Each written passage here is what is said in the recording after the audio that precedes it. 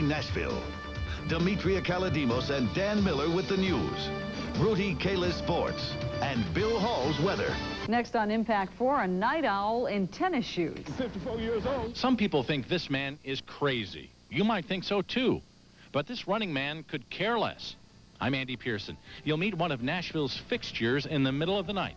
Coming up next in Impact 4.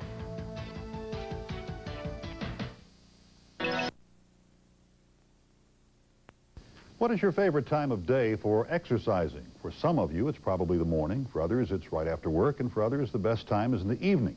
But one Nashville man says the best time for him to exercise is in the middle of the night, after he's been asleep for a couple of hours.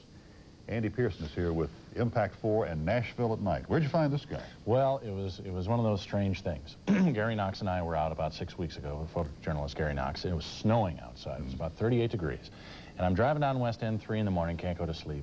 And I look over and I see this man running with his dog. And I don't usually do this, but I yelled out the window at him and said, "Do you always run at 3 in the morning?" Well, you're about to see the answer.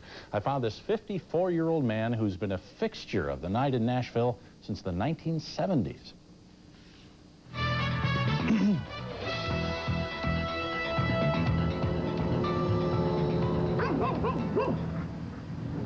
It's a time when the city neither stops nor goes, only flashes yellow. When the wind blows coldest. When sounds that would be buried in daylight come alive over the nighttime stillness. A time of day most men and beast would not claim as their own, except for a select few. Hey, 2 o'clock until 4 o'clock, that's my time.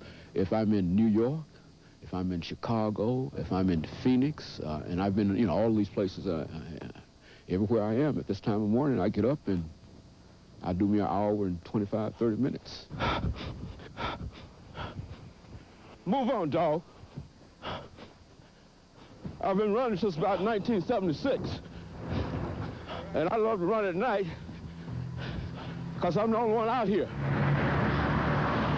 I know nobody by name, but I know every truck and all the homeless folks and folks I yell at and wave at, and folks who are watching out for me, police, the garbage folks, the news people, everybody.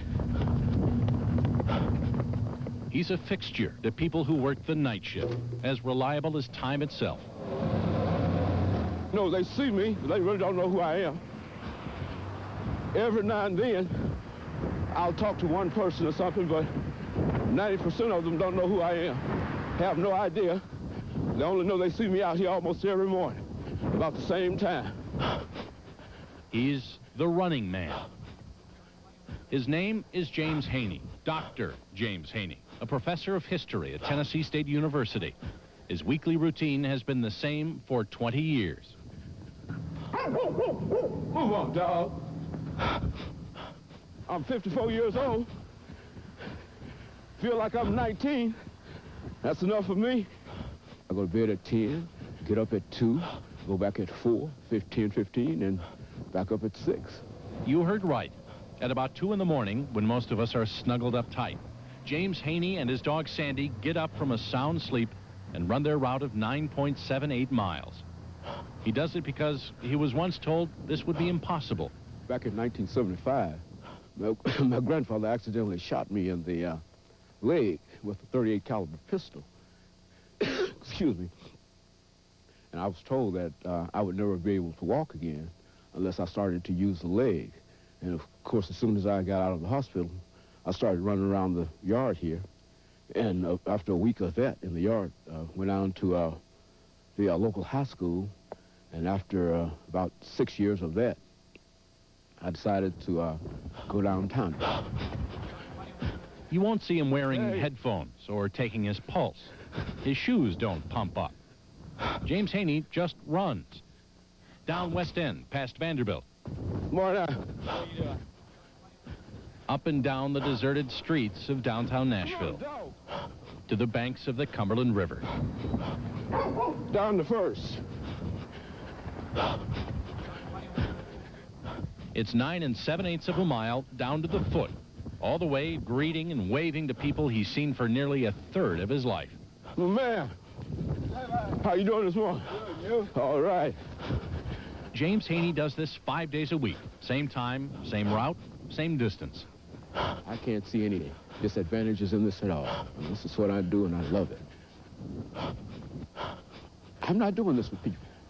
And if they think I'm crazy, well, I can appreciate that. I just believe in the human personality, and I believe that we can do anything that we want to do once we make up our minds to do it. Takes an hour and a half out of my day, and I think it's worth it. Plus, it requires discipline, and I think I got that. And that makes me feel good about myself. Gives me greater self-esteem, and I can get out and meet the world better. As he makes that last block toward home, there's no one there. No welcoming committee at the finish line. No one to notice. Before he goes back to his wife and children in his warm bed, there's always a prayer of thanks that he's been able to put one foot in front of the other for another night. Oh, Thank you, Lord. Okay. Thanks that he can still devote 2 hours out of each 24, even though it is in the middle of the night, to his body and his well-being.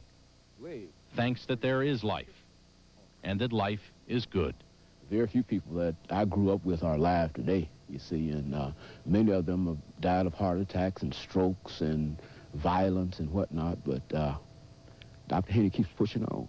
And I tell folks that I'm going to be around here a long, long time. I'm going to be around here at least 100 plus. You know, I mean, that's what I'm looking for, you know. In fact, Dr. Haney says he plans to live to be 120. Very Willard Scott. Now, does the doctor ever have problems out there? Anybody ever attack him or try to rob him or anything? Never. In 20 years. Really? Never had a problem. In all those cities, too. But he says the biggest threat is the cars. You know, coming out from the clubs late at night, so he doesn't run on Saturday. Yeah, very impressive. I'm amazed he goes to bed, wakes up, and does this. Yeah, and he's refreshed. That's amazing. Goes back to bed. Demetria. Ahead on the scene at 6, they don't call him Mr. Fix-It for nothing.